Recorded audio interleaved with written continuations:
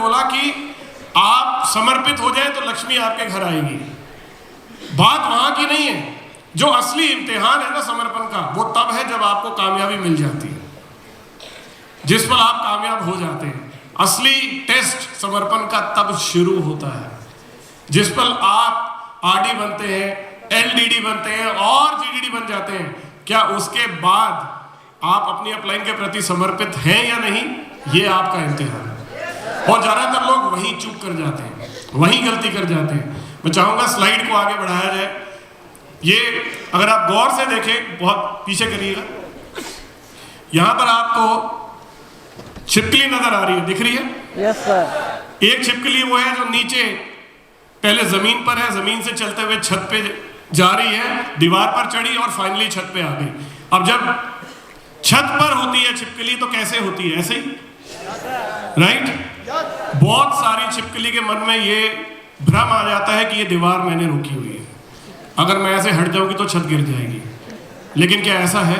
तो बहुत सारे लीडर यहां चूक कर जाते हैं कि जब वो छत पर पहुंच जाते हैं तो वहां पर सुनना बंद कर देते हैं, वहां सीखना बंद कर देते हैं। तो मेरा सुझाव ये है दोस्तों, आप जीवन में कहीं भी पहुंच जाए, अपलाइन हमेशा अपलाइन रहेगी। और रही बात ग्लेज की, तो जो बात जनार्दन ने बोली है, चाहे कोविड आ गया हो, हम सब कोविड से निकल के आ गए हो, ग्लेज थी, ग्लेज है और ग्लेज रहेगी। ग्लेज रहेगी। उसका कारण है क्योंकि ग्लेज इन सब की वजह से है, आप सबकी वजह से है। जब तक सूरज चांद रहेगा, ग्लेज तेरा नाम रहेगा। यस, क्या मैं सही कह रहा हूं? तो दोस्तों, समर्पित होइए।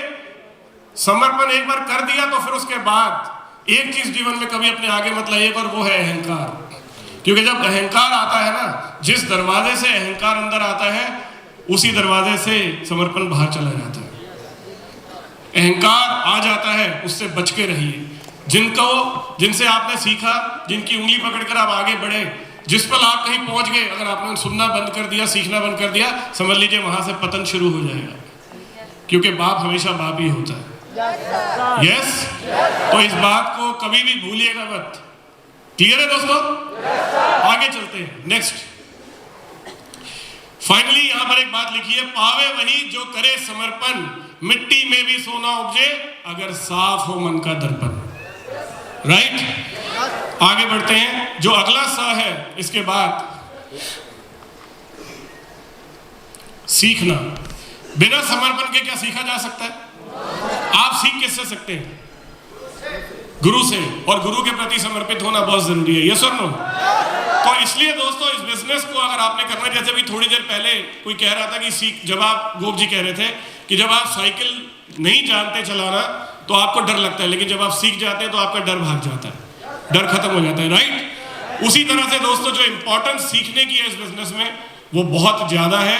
दुनिया का कोई भी काम सीख के किया जा सकता है। डॉक्टर सीख के बन सकते हैं, इंजीनियर, हेलो, क्रिकेटर, तो क्या डायरेक्ट सेलर नहीं बन सकते सीख के? अगर सीखकर हवाई जहाज उड़ाया जा सकता है तो सीखकर आप ग्लोबल डायमंड क्यों नहीं बन सकते? उसके लिए अपने कान खुले रखिए, हमेशा सीखने के लिए तैयार रहिए। आपको एक ही ट्रेनिंग को अगर 10 बार करने, करिए। जब मैं शुरू में ट्रेनिंग करने आया था तो मुझे बार बार चेतन सर कहते थे इसमें बैठ जा, तो मैं कहता था सर सब कुछ आता तो है, तो वो है तो मेरी अपलाइन।